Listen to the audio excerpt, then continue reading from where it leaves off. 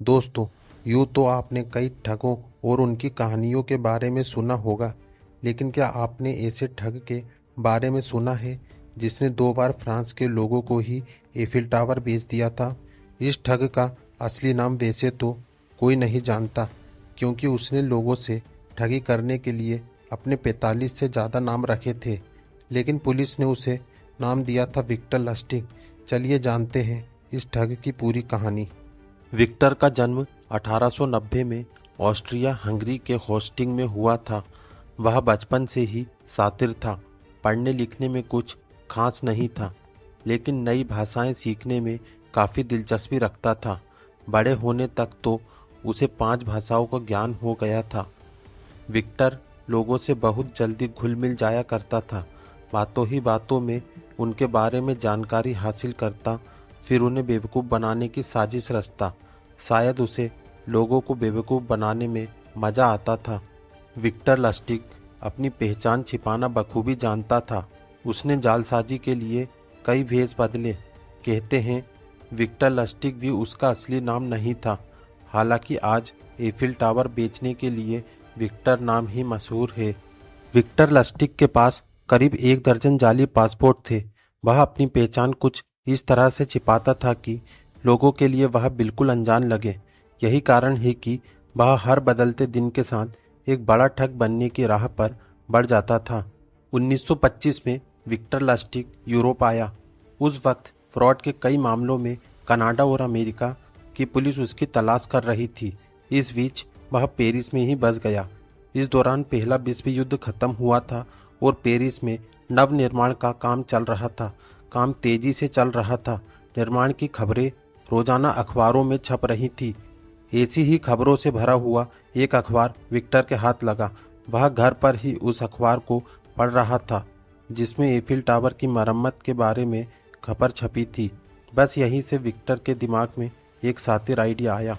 Victor लस्टिग ने Eiffel tower बेचने के लिए डाक व टेलीग्राम मंत्रालय के डिप्टी डायरेक्टर का भेज लिया। प्रिंटिंग प्रेस से फर्जी दस्तावेज तैयार किए, जिसमें एफिल टावर से जुड़ी जानकारियां डाली गई।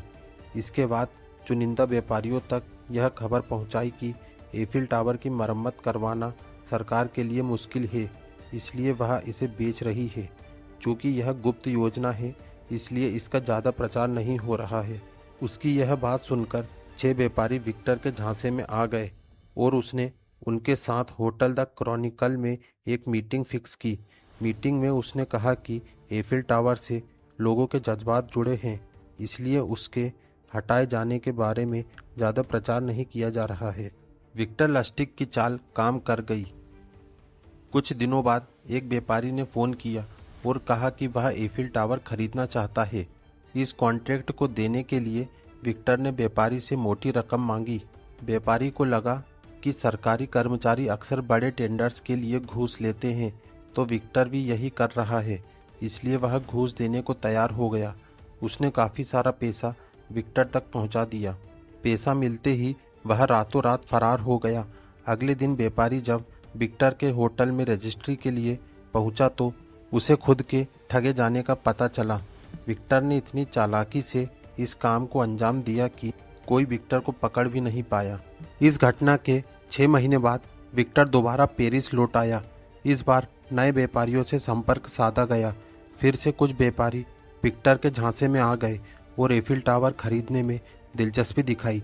उन्होंने विक्टर को घूस की मोटी रकम भी अदा की। विक्टर पैसे लेकर फिर से फरार हो गया। इस बार किस्मत ने साथ नहीं दिया।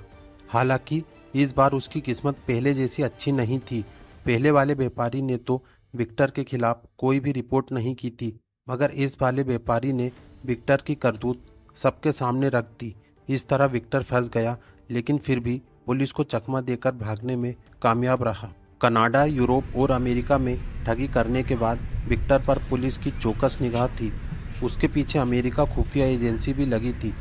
1930 में लस्टिग ने अपने नए नाम टॉम शॉ के साथ एक साझेदार के साथ मिलकर फिर से नकली नोट छापने का काम शुरू किया। यह साझेदारी दोनों के लिए फ़ायदे का सौदा भी रही और दोनों को इसमें मुनाफा भी हुआ। कई देशों में धोखेबाजी और जालसाजी करने वाले विक्टर लस्टिग को पुलिस रंगे हाथों अहम सबूतों के साथ पकड़ना चाहती थी। इस काम में पुलिस की मदद विक्टर की गर्लफ्रेंड ने की। दरअसल उसको लगता था कि लस्टिक उसको धोखा दे रहा है, इसी वजह से उसने पुलिस को लस्टिक की जानकारी भी दी थी। पुलिस ने प्रेमिका से मिली जानकारी के आधार पर न्यूयॉर्क से ही विक्टर को गिरफ्तार कर लिया। विक्टर को जेल भेजा गया, लेकिन वह वहां से फरार हो गया।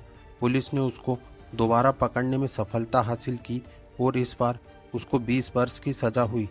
इसके बाद उसने अपनी अंतिम सांस जेल में ही ली।